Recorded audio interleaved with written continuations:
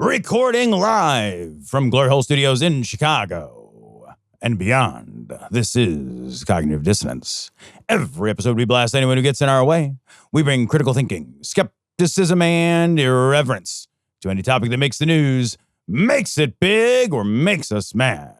It's skeptical, it's political, and there is no welcome mat. Today is Wednesday, July the 22nd. We're recording a little bit early. We had some scheduling snafus. By we, I mean me. My boss wanted me to actually do some work for a change. So we moved our recording schedule up a little bit. I felt like that was rude, but didn't have the heart to tell him. I'm not going to lie. Yeah, just little rude. What was also rude is it turns out we made a great big deal with Saudi Arabia yesterday, it turns out. Yeah. How'd it go? Was it a good deal? Do you think was it the best deal? The best deal ever for American companies that want to sell nuclear products to Saudi Arabia. It's worth tens of billions of dollars. Mm-hmm. Saudi Arabia did, however, get some concessions out of the deal, including the ability to enrich uranium, and nobody's going to look and make sure that they're not doing any bomb making with it.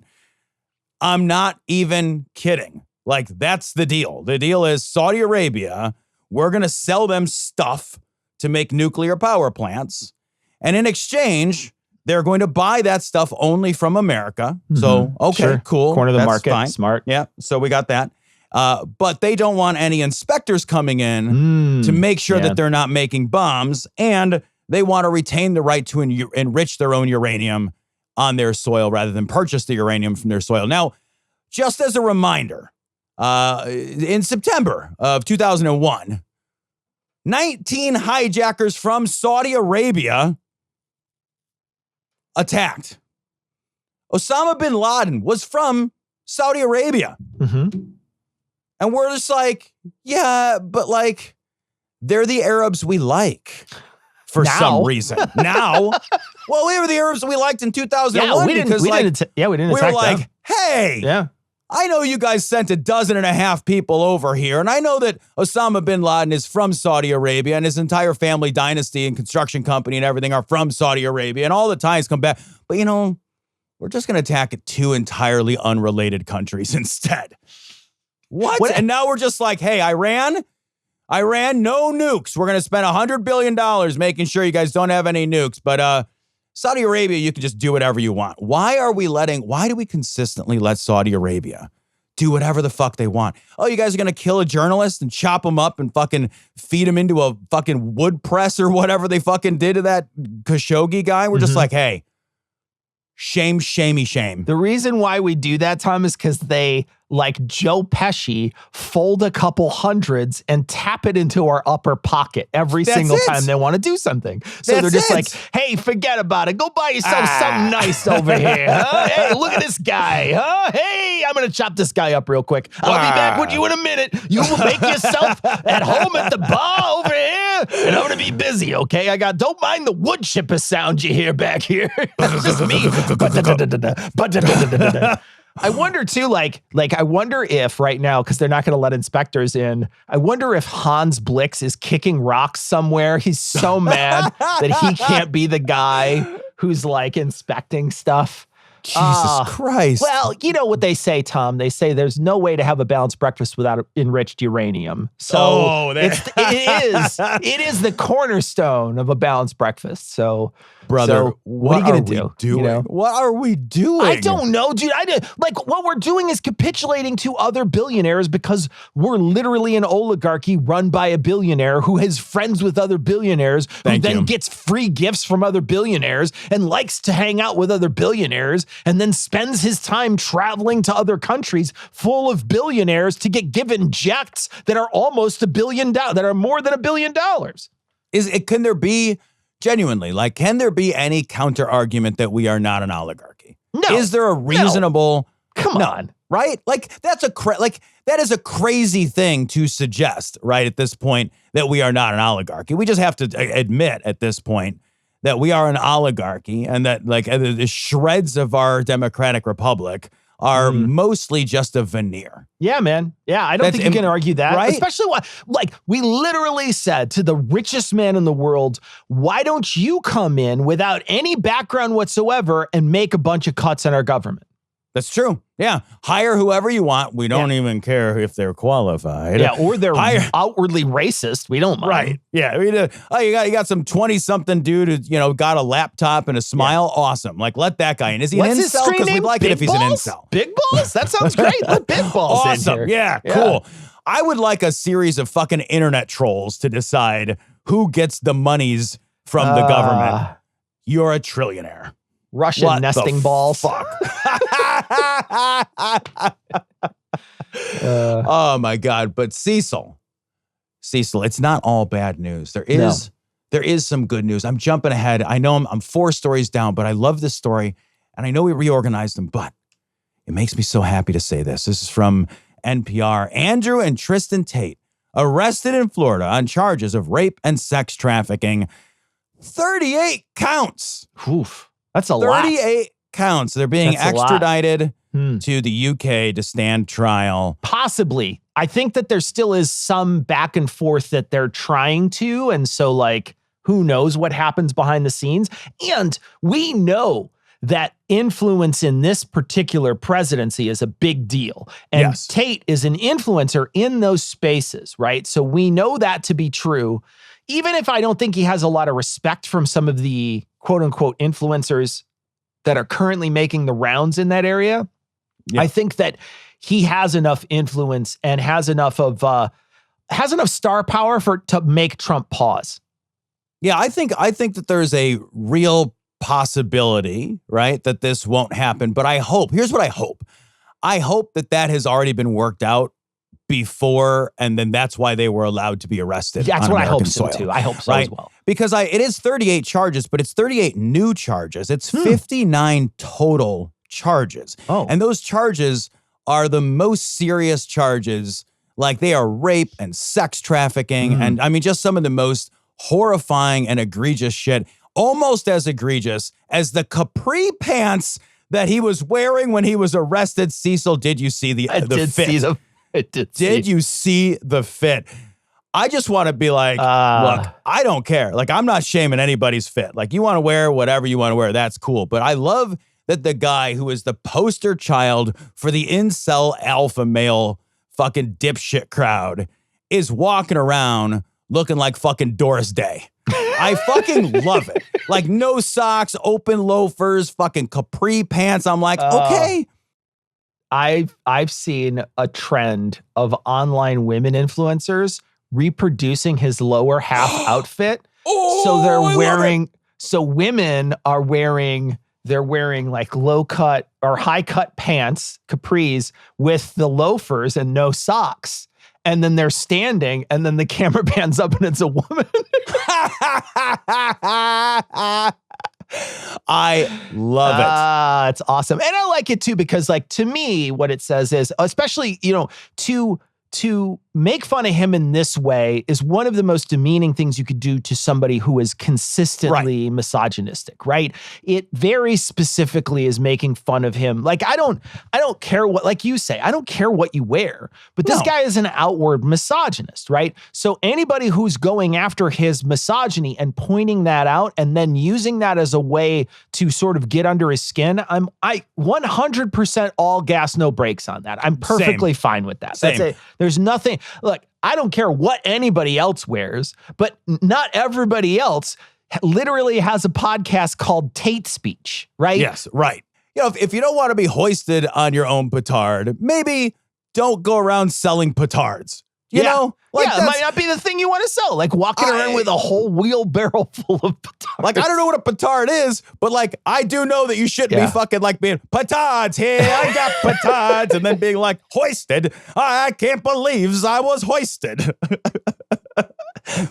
The thing is if this all goes down, like the things he literally bragged about on his shows, right? Those are the things, because what he essentially did was many of these charges are he's getting women, he's getting them to, he's basically grooming them into pornography and then taking the rewards of the pornography that they're in, right? So he's essentially, that is That's like prostitution, guys. That's what that is, man. He's literally trafficking people into a position that they don't want to, they shouldn't be in if they weren't being pressured by him. And it was a real common thing that he was doing, right? Basically, he's saying that they're going out with him. Is like, oh, you're going out with me. But then he brings them somewhere where another woman convinces them to do the thing to stay in his good graces, right? It's a psychological game that he's playing with these people to manipulate them into basically becoming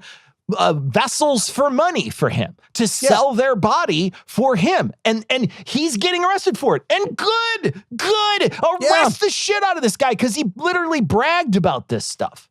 He is a stain on humanity. And I love, there is some, I know that there's some, I read some stories that there is some backlash. Like there's some manosphere backlash where people are like, oh, first they come for Tate. And then it's like, I mean, I don't know, man. Like there's not almost 60 charges of fucking sex crimes against people who are chill and cool. Yeah. And maybe if that's your model of manhood and masculinity, like you need to do all of the inward introspection, right? Like you need to be like, whoa, hang on a minute. That can't be the case. And if it turns out to be the case, you'd be like, well, I made a terrible decision. Just be okay with making a terrible decision and backing the fuck off of that decision. This doesn't ruin him, right? The only way this ruins him, it's crazy, is if he winds up spending an immense amount of time in jail. If he gets off with anything at all and leaves and has to pay like a big fine or whatever, this is 100% a win for Andrew Tate.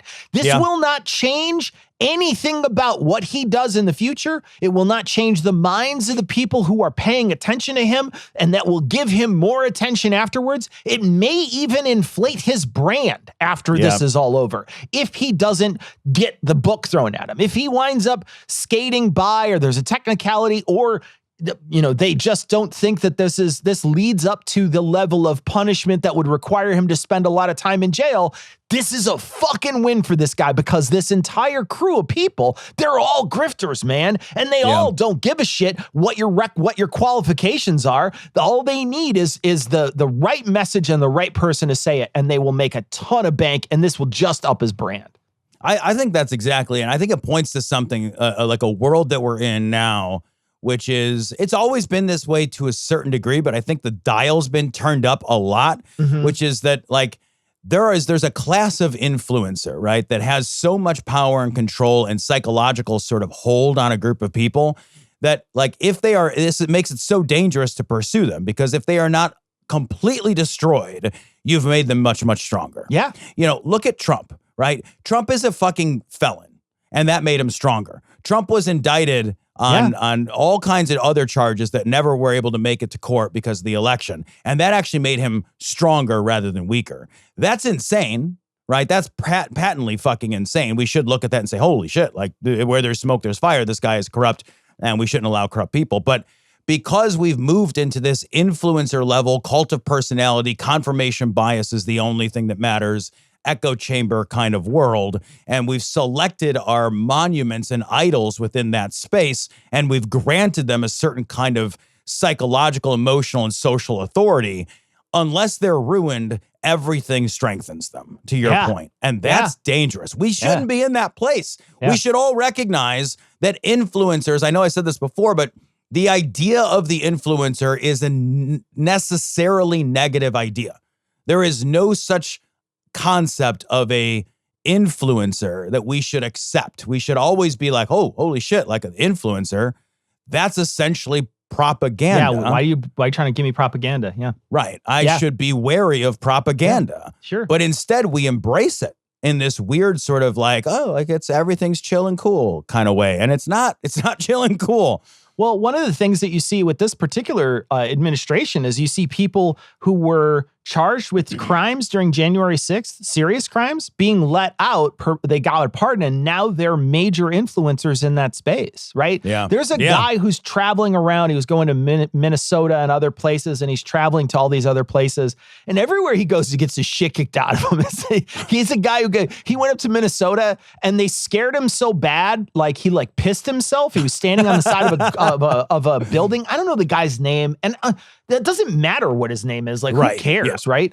But the guy, he went up at Minnesota, and it looks like he pissed himself. I think they just threw a bunch of water on him in the cold. I think they just fucking threw a bunch of water bottles on him, and they forced him onto this ledge of this building where people are literally grabbing at him like Dawn of the Dead. They're trying to grab this guy, and they finally grab him, and they just work like they basically throw him out of this area, and they're dog walking him through this entire crowd, and his head's down, and he's got a shiner. They like kicked the shit out of him and dragged him over there because he's a provocateur. He goes there with the intent to get beat up. He goes there with the intent because he knows that's just a cash grab from the people on the other side. All he's going to do is put up a GoFundMe. I got beat up at the protest because I'm a right-wing guy, and then suddenly I get $250,000 for just getting my ass kicked. I'll get my ass kicked for $250,000. You kidding me? Right? You know, so of course you do something like that. So this guy he's figured out the grift. And so he just travels to all these places as a provocateur. If he provokes people, great. He gets them on camera.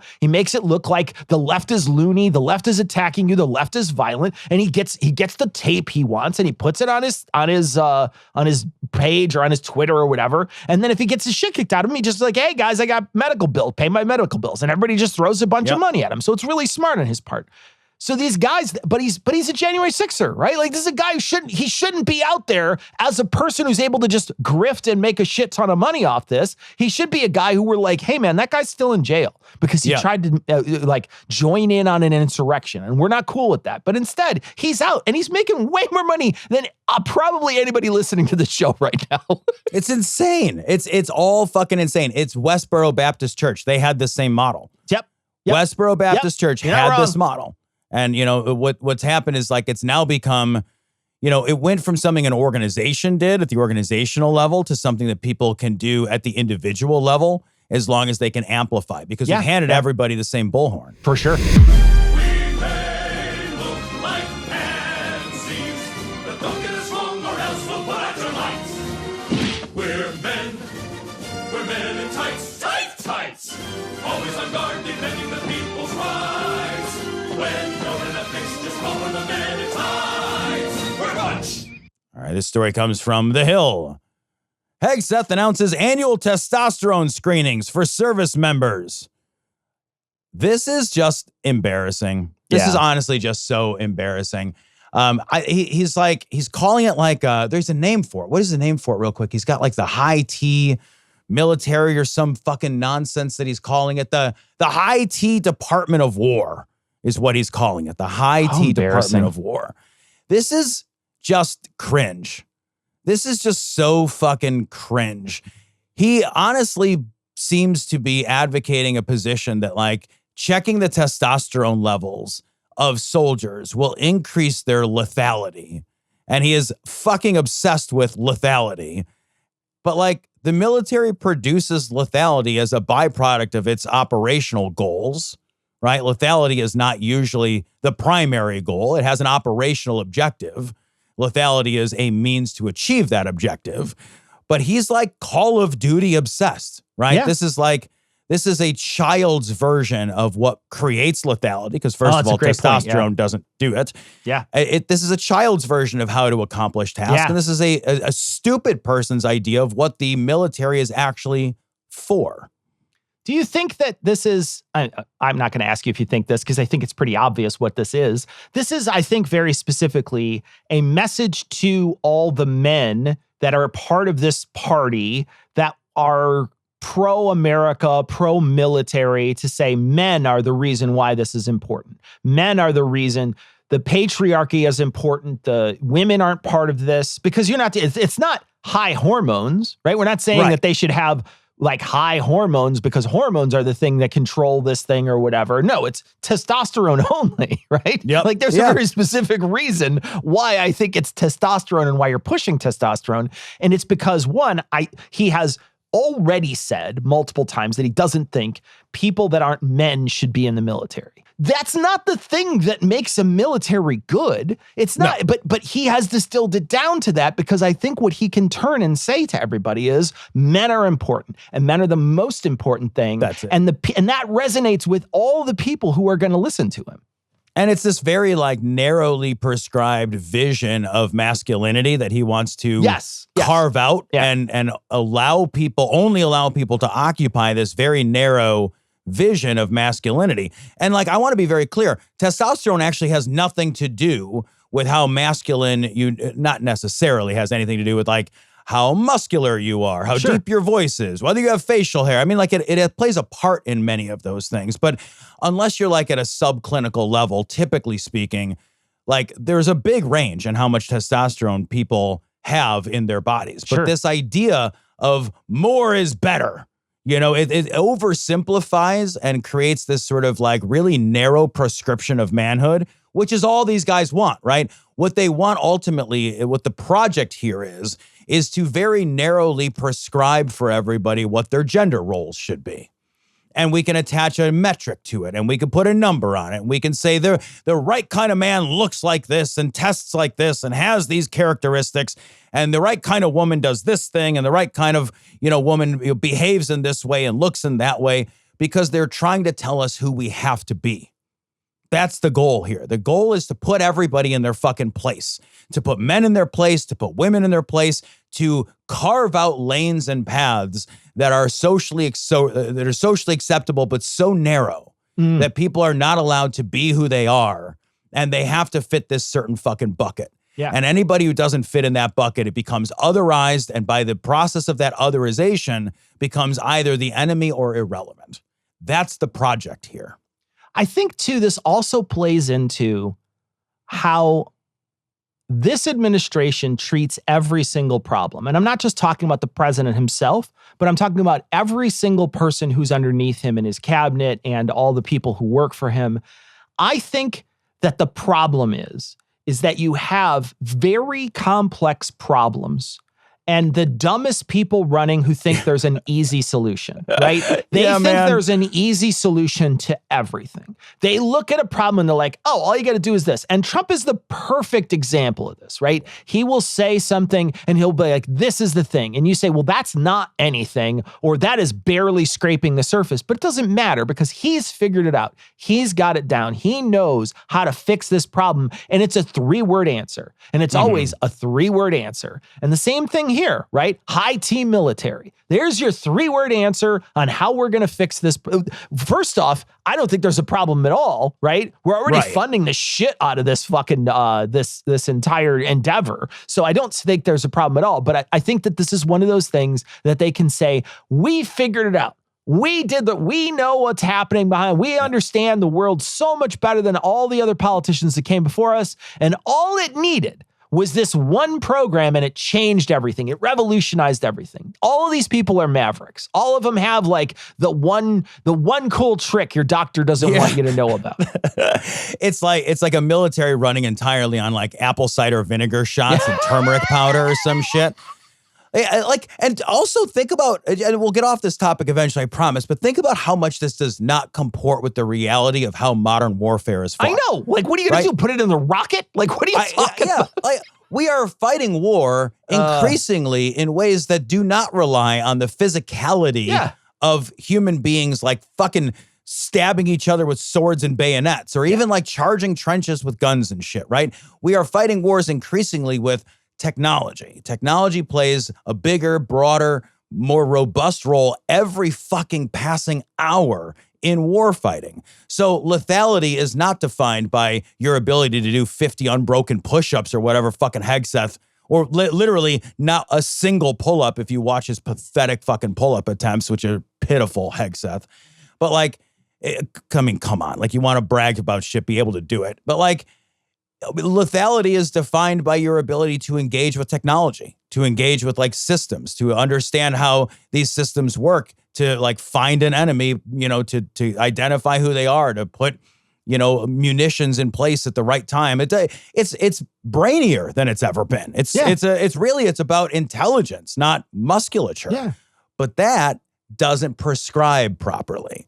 So he's got to be like, I don't know, That and burpees. Yeah. It's that, I know it's mostly about, drones and technology and fucking infrared cameras and fucking flying surveillance shit at fucking 70,000 feet and 1,000 miles an hour. Fine. Sure. That's what you sound like. But honestly, it's burpees. Yeah. It's how many burpees can you do? How many burpees can you do when you down that 12 pack? That's what I'm curious.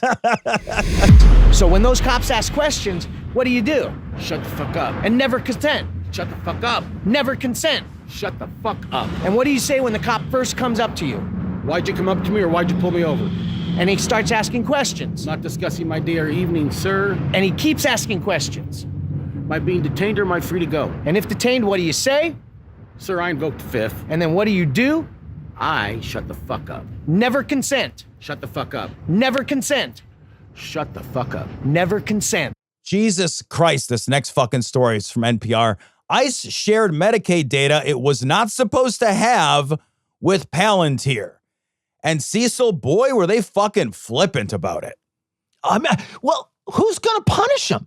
I know. Right? I know. That's my answer. That's my question to this entire story, right? They share this data. There's literally like judges saying you can't do this. And Palantir's like, yeah, we just deleted it. No, you fucking didn't. Like this would be a scandal that rocked an entire administration and shook it to its core in any other time in the history of our country. But this is fucking Wednesday, man. Dude, how depressingly right is that? Like our Medicaid data, your Medicaid data, the Medicaid data of Americans, that is private data. That should be private data. And ICE is using this to find people that they can fucking deport with their giant fucking deportation project that they're on. This evil fucking papers project that they have going on. And then they're sharing that fucking very private, very sensitive information with a private company. Yeah. Palantir's not a government. That's just a private company. Again, we are run by oligarchs. Yeah, man. The oligarchs are just in charge. And we're all just fucking puppets to it. And when they got caught with this shit, they were like, oh, well, we'll try to find all the stuff and get rid of it. And then they're like, well, but you didn't get rid of it. You actually gave it to fucking Palantir. They're like, well, it's really hard to find.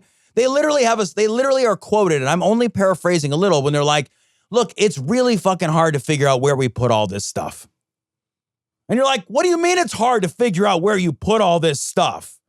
You shouldn't have fucking had it in the first place. But then if you have it, and you say you're only going to scrape it for this like tiny amount of information, and then you find out, oh, you didn't actually scrape it just for a tiny amount of information, and then you didn't safeguard it, and then you intentionally gave it to a fucking third-party technology company run by a fucking evil mastermind who's probably got a fucking metal arm and is petting a cat in a volcano layer right now. He is, though.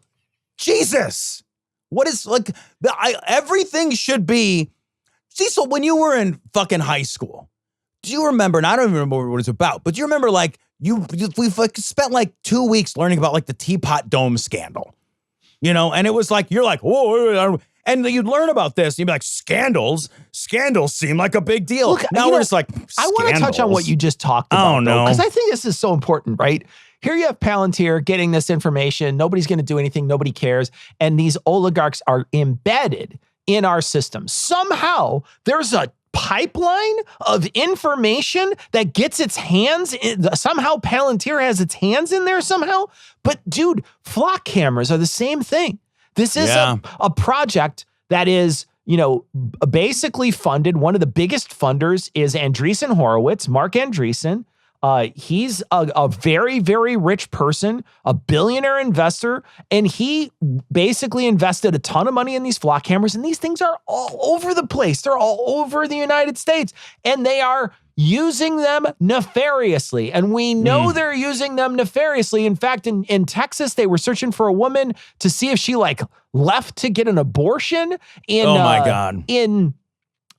There was another couple stories that I saw recently, specifically about these flock cameras. There was a big one that came out on the news because this lady recorded on her fucking Ring doorbell when the police officer came and said, "What were you doing in this other city?" And she's like, "Oh, I drove through it or whatever because I I was like, on my way. And he's like, well, you don't have any business there. Like, essentially, like, accusing her of, like, and you're just like, dude, I don't need to tell you where I am. And he's basically saying, I have you on camera. And she didn't do anything wrong. She just went to another city. She doesn't have to explain why she's there. But here's the thing, man. They're going to, if you don't think that this is coming, if you don't think that these people aren't just going to sit at their computer and try to figure out ways to fucking charge people with shit, with fucking random shit because you're on camera, they're going to do it all day and twice on Sunday.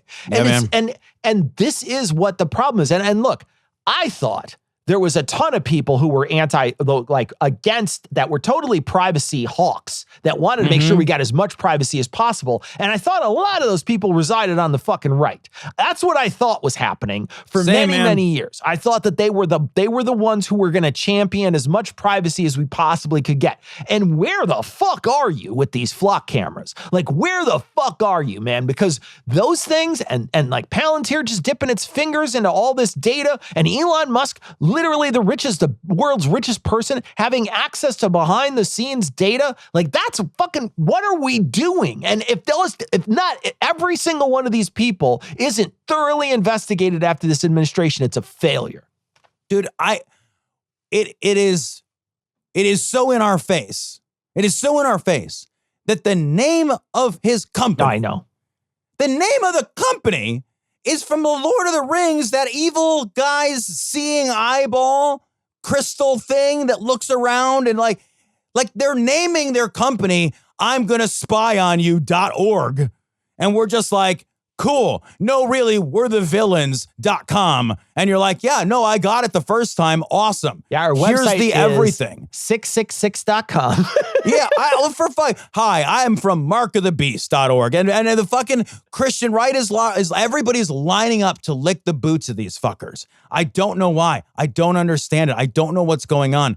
We are building a surveillance state, and the libertarians aren't screaming, and the right isn't screaming. Where's the people? Why is it us that's screaming about this? Yeah, man. I don't understand that. I don't understand why the active construction of a privately of a government and private partnership toward building a surveillance state is not one of the most frightening things that we are actively. Why is that not a big deal? Why is everything not scary right now? And there's just a bunch of people like, whatever. And women shouldn't have abortions anyway. There won't be any repercussions for this, I guarantee. None. And I just want to remind people, because like it just came to mind when you were talking about the woman, like, you don't have to talk to the cops. If they come to your door, you don't have to say shit. Yeah. You just be like, you don't have to say anything. If they ask you a question, you don't even have to respond to it. You don't have to talk to the cops. You could just say, I don't answer questions. That's an easy. I do not answer questions. Like, what the fuck? Then that's it. You literally have rights that protect that fucking very right from you. Yep. I don't even know. And like, you should fucking check this shit. Like, I'm not sure you even have to answer the door if they don't have a warrant. Yeah. And the other thing too is I've seen so many lawyer testimonials from lawyers who say, never speak to the police, even if you have nothing to hide. Yeah. Never, ever, ever talk to them. Because what you're doing is they've already figured out what they're going to do. Right. So one of the things that the police always, and we talked about this, we covered a bunch of stuff when we covered forensics and how much of a bullshit forensics is, right? Most of forensics, a lot of forensics is not real, or it's just made up, or it's literally just what it is it's made to shoehorn the guy they already thought did it. That's not like they just like take a hair sample from a site and run a DNA and they're like, oh, it's Bill down the street. Well, let's go get Bill. No, they find you and then they're like, they figure out who they want to pick. They pick that person and then they try to smash that data so it matches the guy who they got. That's literally what they do. Hair follicle analysis and all this other stuff. Yeah. There's a million things that they do that literally they just pick and choose what they want to find. And then like the body decay rate, all those things that they say are like hard science. It's not hard science. It's just what it is. It's fudgeable. And the same thing goes for talking to you. The only reason they ever want to talk to you is if they got a guy already or if you're the guy. In neither case, it's good for you. So just shut the fuck up. And as soon as somebody calls you and says, I want to talk talk to you, be like, I don't want to talk to you. And if they say you have to come, be like, I will talk to a lawyer. I will not speak to you. And then you bring the lawyer with you, and then the lawyer does all the talking because the lawyer's going to look at him in the face and be like, we're not answering that question. Next question. And then they have to stop because there's nothing they can do. So don't ever do it because it's never in your best interest. Never. Sometimes we go all out and order the Olive Garden's tour of Italy. It's a sample platter of classic Italian dishes that includes hamburger Italy, 2 all-beef patties and a sesame seed bun smothered in Alfredo sauce, hot dog rustica, a kosher wiener swimming in olive juice, bada bing, bada boom, bada baby back ribs, and chicken fingers mortadella. Molto bene! And of course, the world-famous La Dolcerita Chinese chicken salad. L'chaim! Okay, y'all, I may not be Italian, but this food is just nasty. Hey, who wants another box of wine?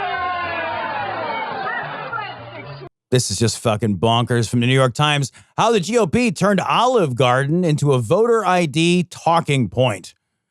So Olive Garden evidently has a promotion where you can pay a set fee, and for that set fee, you get like unlimited soup, salad, and breadsticks or what have you for a certain period of time. Like you just be like, yeah, I fucking bought into the Olive Garden extra pastas. Right. Breadsticks. Yeah, like you can get that's right, Cecil. That's right. You can now get a goddamn subscription to breadsticks and carbs. Amazing. Like you could just get a subscription to overloading on carbs. And hey, look, if that's your thing, if you want to eat some fucking Cisco brand fettuccine Alfredo and that makes you happy, I get it. I get it. I get it. Some food is just comfort food, right? If you want to go to Olive Garden, and it's not Olive Garden. Some food is, but it's not.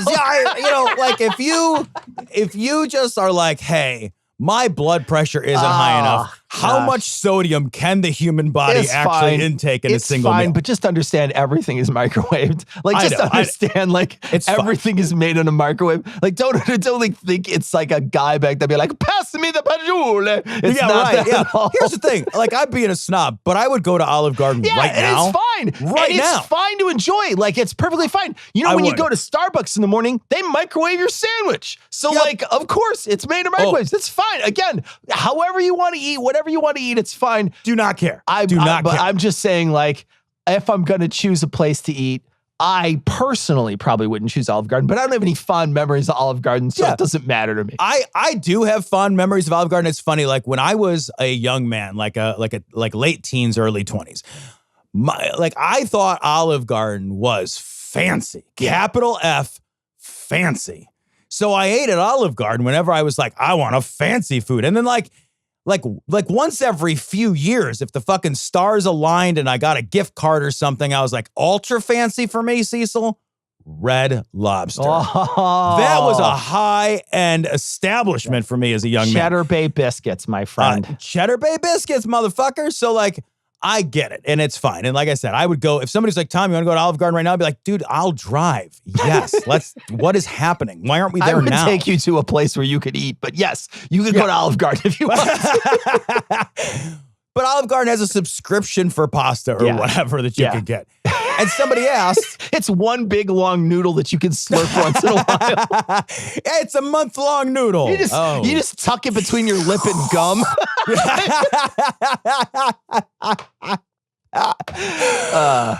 And somebody asked online, like, hey, if I get the subscription to Olive Garden, can other people use my subscription? And Olive Garden was like, no, that's not how subscriptions to things work. That's how losing money as a company works. So we're going to need you to like be you if you pay for this. So you got to use an ID. You know, if you want to come in and use your subscription card to Olive Garden, you have to actually be yourself.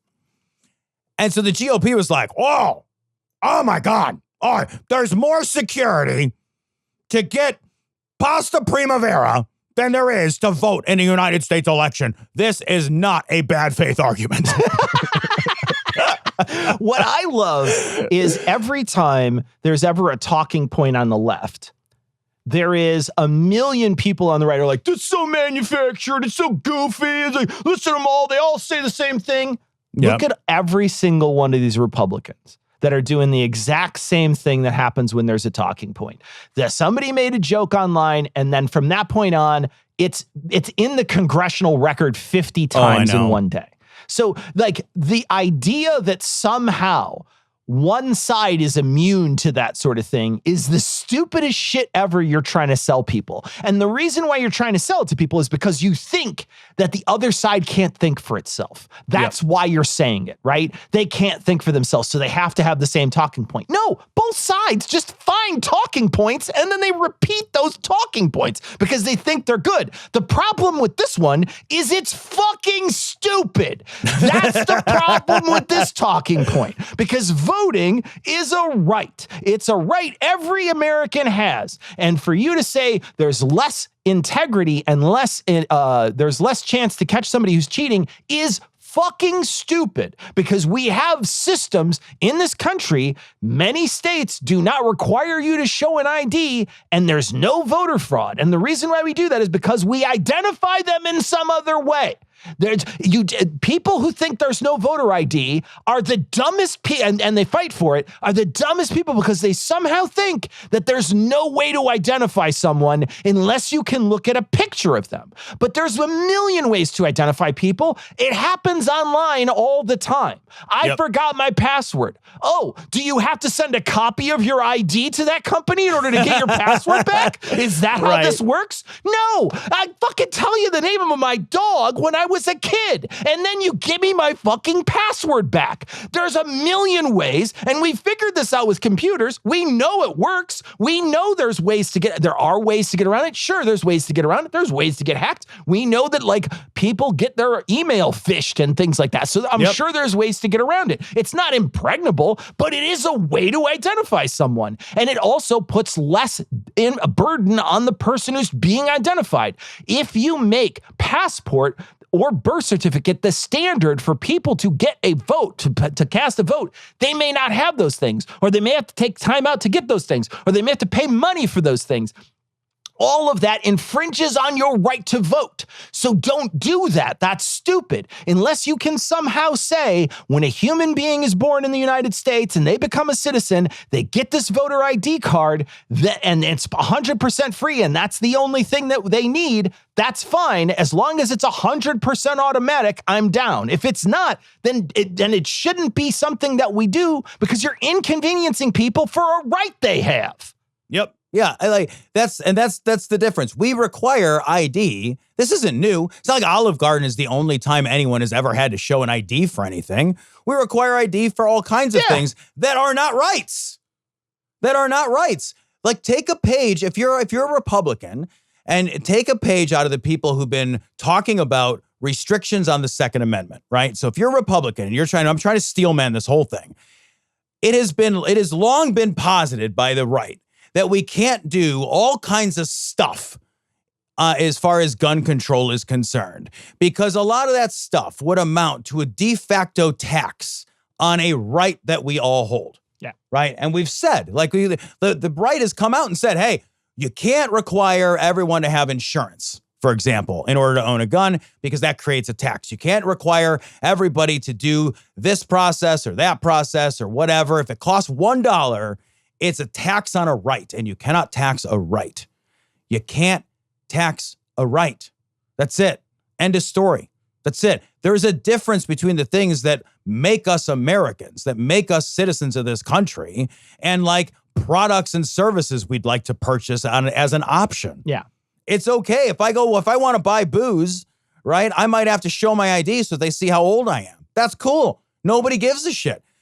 You could have made the same argument 100 times over. This is why this is so bad faith. They could have said, oh, there's more security around buying a 6-pack of beer than there is around voting. There's more security around, proving your identity at the doctor's office than there is around voting. Think of all the things you show an ID for. They could have used any of them. This is not an honest, good faith argument. They don't believe this. This is just pasta. This is just like political creepypasta. Well, what it is it's a snappy thing that they can say that their base doesn't have to interrogate, right? You don't have to interrogate. Yes. I don't have to think about it. I could just say, oh, well, it's harder to do this than this. And that's an easy way to get my point across to a bunch of people who've never thought about this. Well, I consistently hear on Joe Rogan's show how there's voter ID is essentially necessary. And if you don't have voter ID, you're essentially cheating. And I tell anybody, go try to vote for me in the next election. Right. Go try to vote for me. Because you can do it. Like, it's possible, right? It's possible somebody knows my name, my full name, they know where I live, and they know my date of birth. It's possible that they know those things, right? Sure. But if I go to the polling station, I probably have to say all three of those things. And then I have to sign a piece of paper that matches the piece of paper that they have that shows my signature. That's 4 different ways that they're identifying me, right? And I don't have to show an ID during that entire process because I have 4 pieces of information. Now, is it impossible for someone else to vote for me? No, it's not impossible. Is it useful? No, it's not useful. That's right. The real issue, right? Is that you would have to have a list of thousands and thousands and thousands of people who you know weren't going to be voting that day, and you would have to then memorize all their data so you could walk in and be able to forge their signature well enough to get the person behind there to say, okay, yeah, that's you. That's so much work for so little gain. There's no reason to do it. How you manipulate votes if you're going to do voter fraud is behind the scenes. Now with actual voters, with manipulating the votes behind, throwing ballots away, large swaths of ballots. Oh, those were all mail-in? Well, they wound up in the garbage. Oh, here's a big group of people from this county. Well, those ballots got misplaced. We don't have them anymore. Oh, I'm going to go behind the scenes and I'm going to fucking computer hack in there and I'm going to change the way things work. Those are like substantive ways to do voter fraud if you can get away with it. Sure, those are ways to change big swaths of numbers. But onesie-twosie voting, memorizing somebody's name and their birth date, and then hoping that they didn't vote as well isn't going to get you the outcome you want. The things you're saying are the reason why you're saying them is because you want to limit voting, not open it up. That's why you're doing it. There's no other reason. They never want to say that, we just don't want anybody to vote. What we want is we want only a few people to vote. We want the rich people who can afford a passport to vote. They don't want to say that, but that's what they mean because the motive isn't there. It doesn't make any sense any other way. Yeah, man. And two other quick things, like the motive isn't there, and the potential cost here, the cost benefit, the cost if you get busted doing this, if you do this thing that is almost certainly going to have no real effect. The cost is enormous. It's enormous. It makes no sense. Look, people may be induced to commit crimes, right? Because to some degree, they look at the cost benefit and they say, okay, the likelihood of me getting caught is low. If I get caught, the punishment is not that high. And I want the thing, and I can affect, by my actions, I can affect a change or a result that exceeds the risk to me. There is some amount of that calculus that is often done. I know that's not how all crime works, but it doesn't make any sense in voter fraud. You're still, like, even if you spent the whole day as a person, as an individual, it's voting day, you spent the whole day just fucking furiously driving around committing fraud. All you've done is increased exponentially your risk for yourself. And maybe you did what, like 12 votes? Well, even if That's you did nothing. Even if you did it with 1,000 other people in your weird conspiracy, somehow you figured out each of you is going to take 12 and you're going to sway this election by 12,000 votes. That's 12,000 opportunities for you to be caught. That's it. Yeah, it's fucking patently insane. And the other thing that I just want to point out is that we have in power, at the highest place of power possible, the most ardent conspiracy theorist around this issue in Donald Trump. Yeah. And you would think that if this fraud was so real and so rampant and there was so much proof that the most powerful man in the country, with all of the powers associated with the FBI and the Department of Justice and all the levers of power he could pull, that they would have found this and shown it to everybody. But there's nothing there. There's nothing there. There's never been anything there. If there was something there, don't you think that the guy who's been screaming about it would have shown it to us? He can't show it to us because it's not real.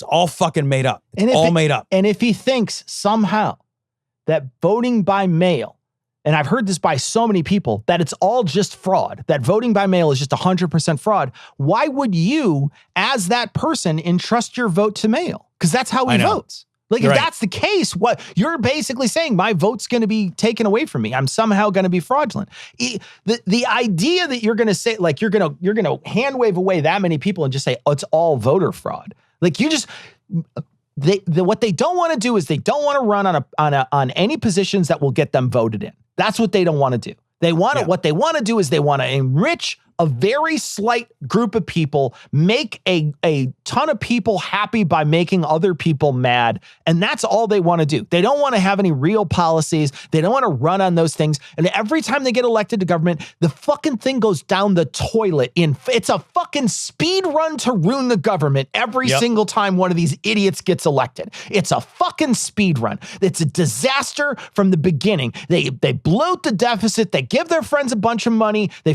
corrupt and shitty. They're start random wars by throwing a fucking dart at a map. They don't give a fuck. And every single time it happens that they get elected, they've gotten elected by somehow tricking all these people into thinking they're going to do good for them. They got the sucker vote. They got the sucker vote every single time.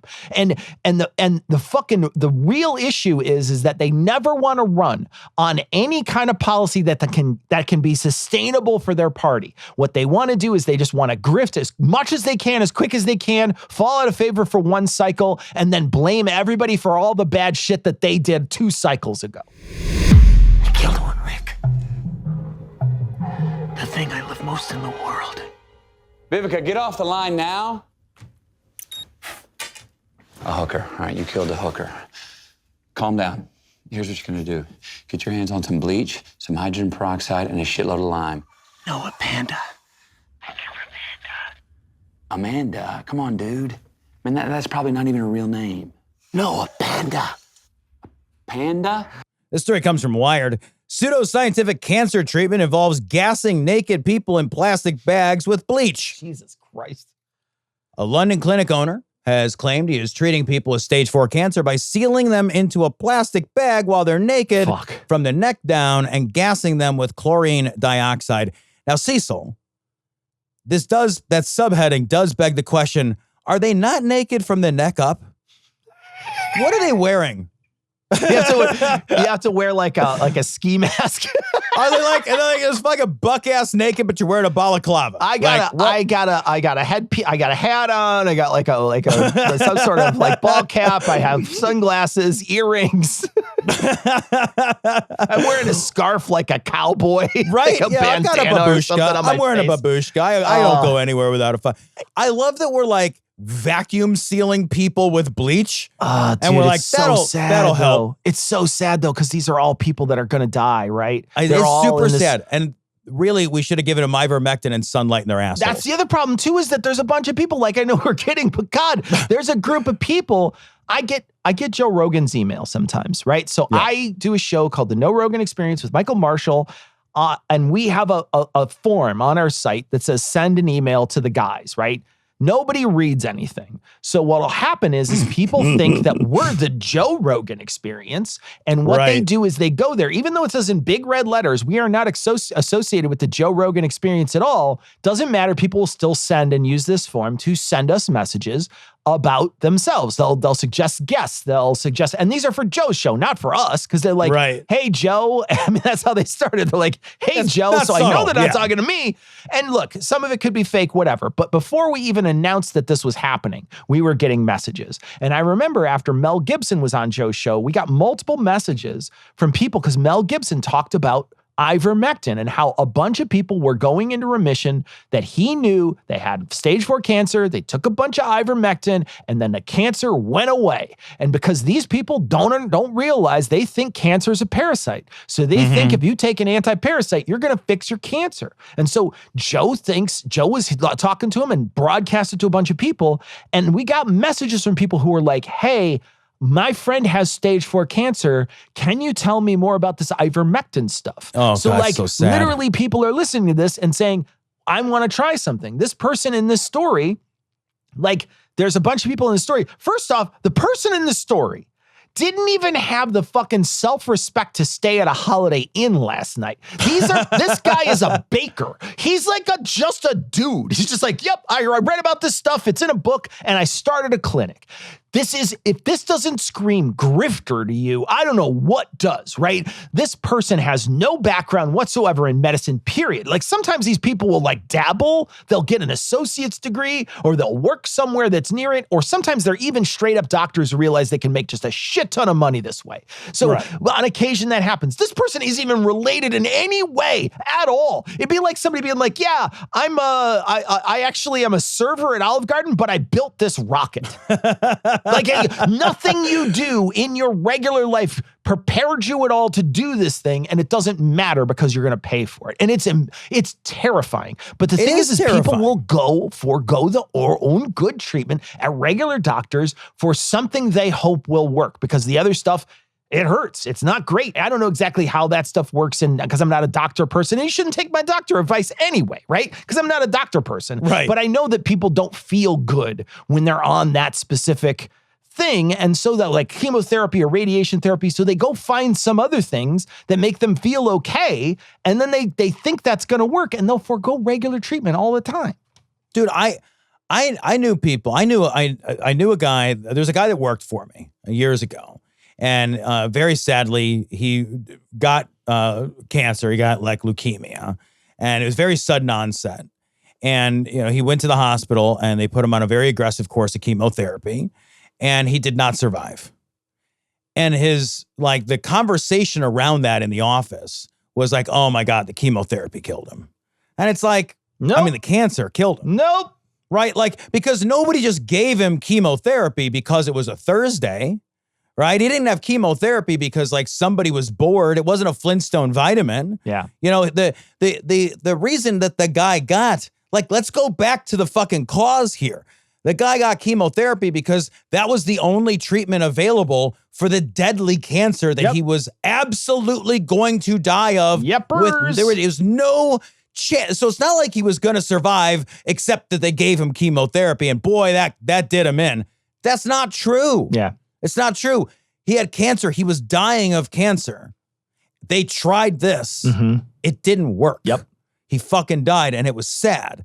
But like, people are weird about that kind of stuff. Like, we want our interventions, our medical interventions, to be painless and perfect. Yeah, 100%. And they are never time. either one of them. Yep, it's got to be 100%, or it's not a good system. All the time.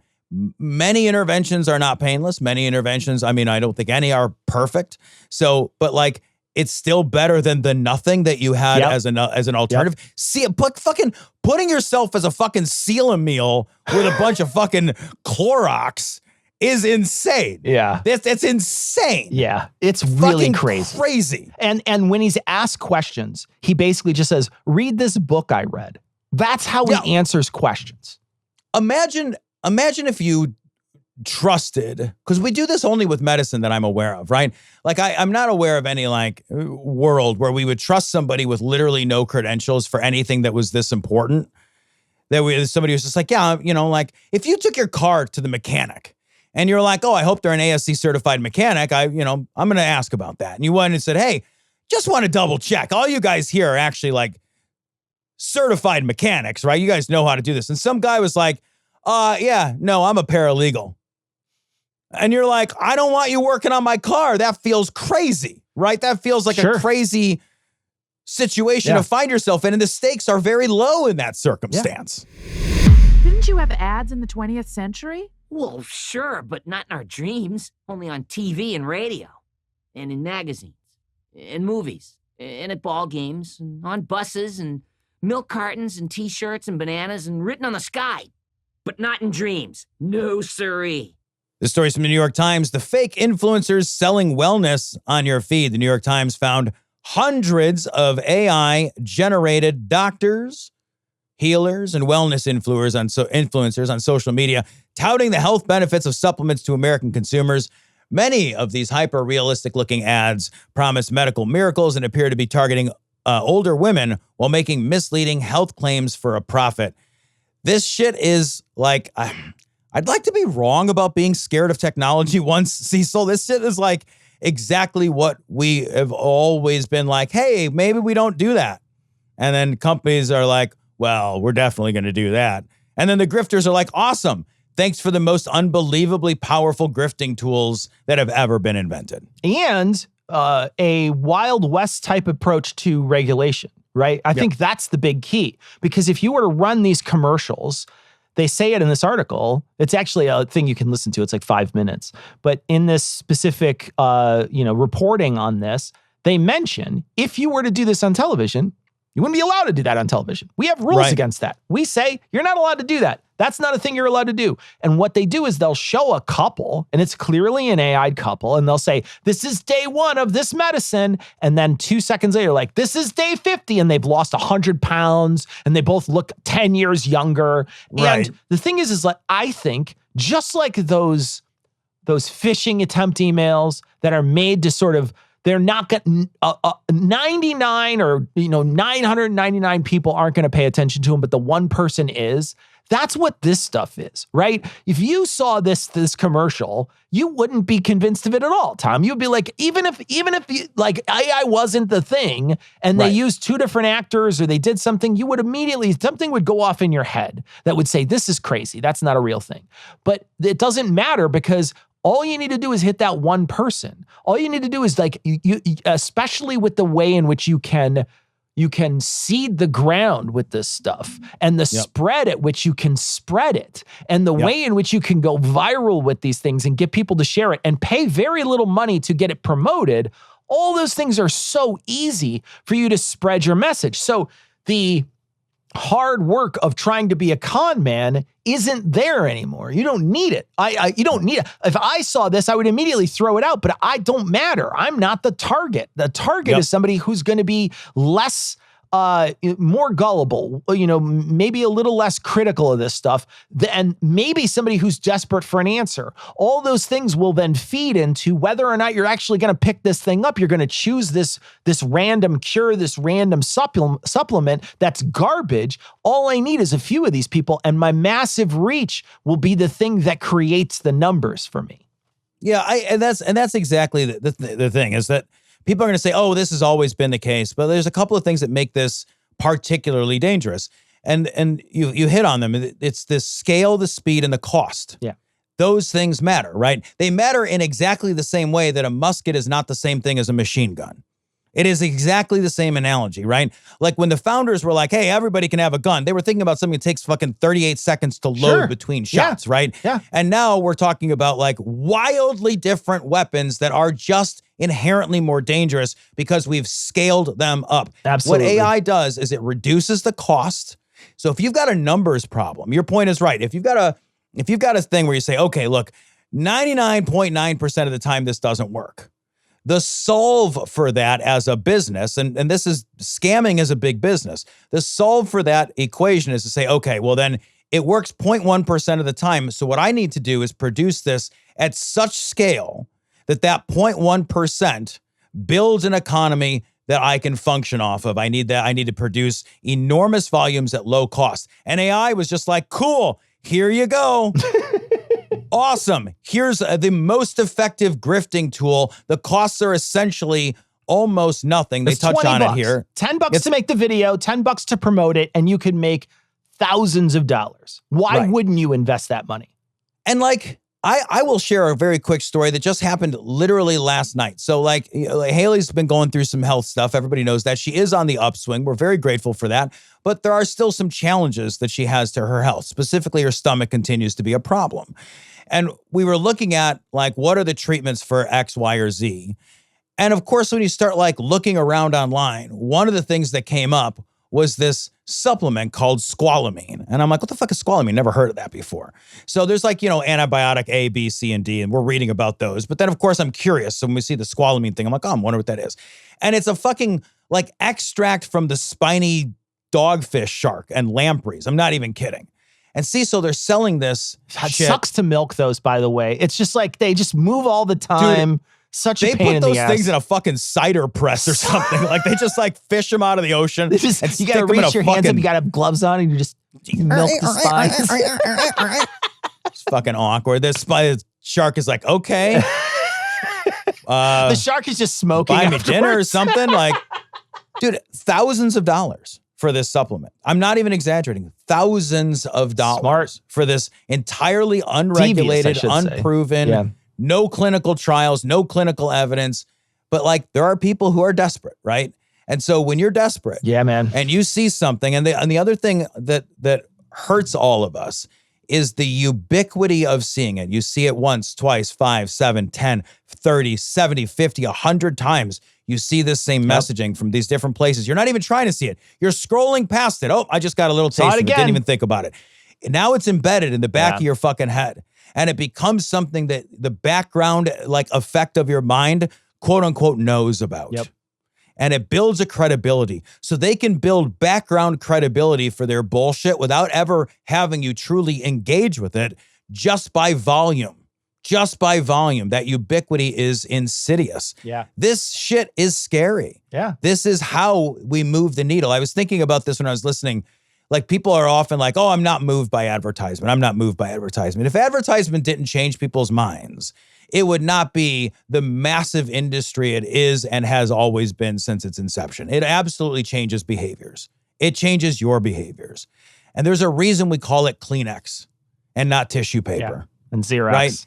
Or Xerox or Coke. Like, there is a ubiquity to branding and to marketing that becomes embedded into who we are and how we think that we take for granted. And that's what they're counting on. They are counting on building something that you didn't think about, that you didn't consider. It's scary. And they can do it for fucking next to free. I am surprised that the easy answer for many of the ways in which to grift is flood the zone. I'm surprised that that's the answer, but it shouldn't be a surprise. But it really is that's the methodology that they use when it comes to disinformation. And that just plays over into other places where you're trying to use disinformation to influence people. And this is another example of that. They are flooding the zone with this misinformation, and it's not it's blatant disinformation that they're creating specifically to try to convince people to give them money to trick them. And what needs to happen is there needs to be serious regulations on our social media places, because there is no argument. I don't care what your argument is about making this less safe for people's money and people's well-being. There's no good reason to have this stuff or these tools that allow this stuff to happen, and these companies need to take a better role in the things that they are allowing to distribute and allowing to push. The fact that you can, in some cases, pay to have these things out in your feed and pay money, and these things can show up in people's feeds, and there's no process for anybody to look at that. That's just you just not willing to fund the process to look at it. That's all that is. That's just you saying, I don't want to do that work or pay someone to do that work. I just want to make the money off of it. And then it doesn't matter what happens with it. There should be very strict rules behind that. But if they put that tightening regulation on there, these companies make more money, and they howl, baby. They howl when they make the tiniest bit of downturn on their stock portfolio is a huge deal to them, and they howl. So we can't ever stop them from doing this. There needs to be massive regulation on these people in order to fix this. Do you think AI companies should be allowed to give tools away that look this realistic?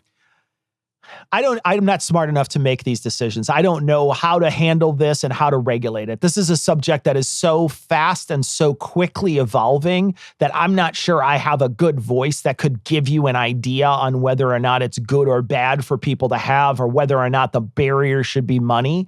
But I will say this. I'll say that there needs to be really smart people that sit down in a room and figure out ways in which human beings should be allowed to have this technology now.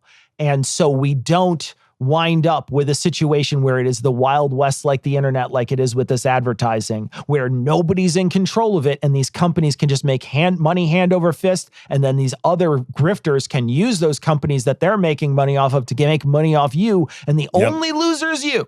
The only loser in this whole situation is the regular person, and somebody needs to stand up for the regular person to stop so that any of this grifting happens to regular old people. I guess I will just say for all of human history until 2024, we got along just fine without being able to create hyper-realistic fake people for no cost and money. Yeah. And like maybe the cost here doesn't outweigh the benefits, and somebody needs to fucking triple check that math, because like I'm not sure that we get more from being able to create entirely hyper-realistic videos of people that are saying and moving and behaving as if they were actual people, indistinguishable from reality. I'm not sold. That's a high bar. That's better for society than all of the everything else we did prior to 2024. Well, I somebody smarter than me needs to sit down with a bunch of other people smarter than me and figure this out, because I do not see a good road away, because we know what happened with social media. Like we know that they've never taken any fucking any responsibility for the shit they do. Not a single time. And they're not gonna in the future. So we're already down that road. We can't go down another one like this.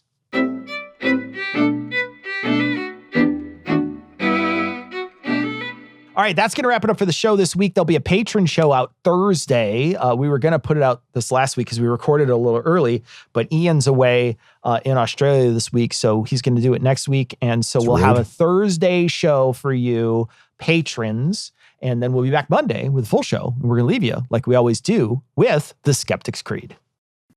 Credulity is not a virtue. It's fortune cookie